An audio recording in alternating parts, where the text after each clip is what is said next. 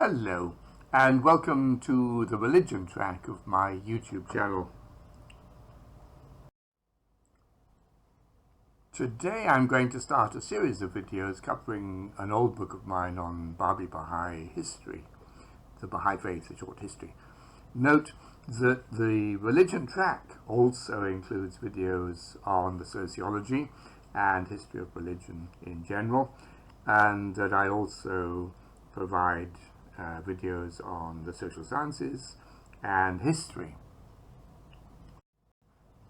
The book covered in this series is the Baha'i Faith, a short history, published by One World, first appearing in 1996 under the title A Short History of the Baha'i Faith, and reissued in 1999 under the present title. Both editions are the same book despite the name change. Although written for the general reader, the book is based on academic research and may be useful as a basic introduction to students who have to study a component on the Baha'i Faith in a general introductory course on world religions. Its most obvious limitation is that it was written 25 years ago, and so it doesn't cover recent developments. For these videos, I'm intending to produce one a week, gradually going through the entire book. The book itself is divided into three main sections. On the Babi religion from 1844 through to 1853, the establishment of the Baha'i Faith, and then finally the Baha'i Faith since 1922, going up, as I say, to the mid-90s when I wrote the book. There's also a conclusion, a chronology of important dates, and a short bibliography. The first section has 4 chapters. Firstly, on the Islamic and Iranian background, then the emergence of the Babi movement, the development of a new religion, and finally conflict and collapse in the 1848-53 period. The second section deals with the establishment of the Baha'i Faith, first on its prophet founder, Baha'u'llah, then the writings and teachings of Baha'u'llah, then Abdul-Baha, the chosen successor as leader, and then Baha'i communities up to 1921. Finally, we have the Baha'i Faith since 1922. This has chapters on Shoghi Effendi, the leader of the faith after Abdul-Baha's passing, then the Universal House of Justice, and Baha'i communities from 1922 up to the mid-90s. The preface, which I'm now going to read through, is as follows. The book provides a short history of the Baha'i Faith and of the Babi movement from which it sprang. It is written for those who would like a succinct account of a religion that has become increasingly well known in recent years and has succeeded in gaining a widespread following throughout the world. I have sought to make use of the latest research on the two religions, but have tried to avoid weighting down the text with too many scholarly references. Inevitably, with such a brief work describing complex historical developments, I have had to omit much and to skate over difficult issues. I can only hope that the ice is not too thin. Undoubtedly, one area that has been neglected is what might be termed the faith dimension of history. For believers, the history of their own religion is more than simply a catalogue of events. Central episodes in particular are invested with mythical and theological meaning that give a colour and texture far different from an academic narrative such as this. Again, I have not included any extended discussion of the wider significance of events or sought to encompass them within some explicit theoretical framework.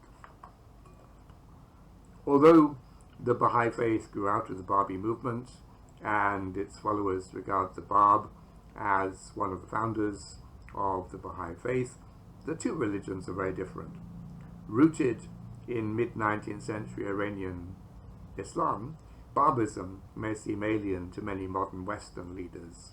A brief introduction to the Islamic and Iranian background is therefore provided. For its part, the Baha'i Faith has clearly undergone an enormous transformation since its origins up to the present time, most particularly in developing from a movement almost entirely confined to the Middle East into what is effectively now a small-scale world religion with perhaps 5 million followers. In the process, it has lost much of its contact with the Islamic and Iranian culture that originally surrounded it. Whilst casual references in the press, and even in some textbooks on comparative religion, may still give the impression that the Baha'i Faith is an Iranian religion, this is no longer the case. Baha'is respect Iran as the land of their religion's birth and regard Islam as part of the process of divine revelation that includes all the major world religions. But they stress the independence of their faith.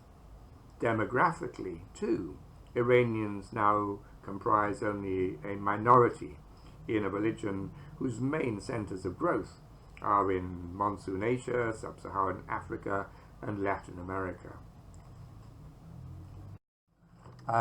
Finally, in this video, let me just mention some other of my books which go into some of these matters in more detail. First of all, the Babi and Baha'i Religions from Messianic Shi'ism to a World Religion, published by Cambridge University Press in 1987. Then a concise encyclopedia of the Baha'i Faith, published again by One World in 1999. And then another Cambridge book, An Introduction to the Baha'i Faith, published in 2008. There's also a very short introduction to the history and teachings of the faith, published by George Ronald in 1988. For a recent list of my publications, which I ought to update, I've given you the link here.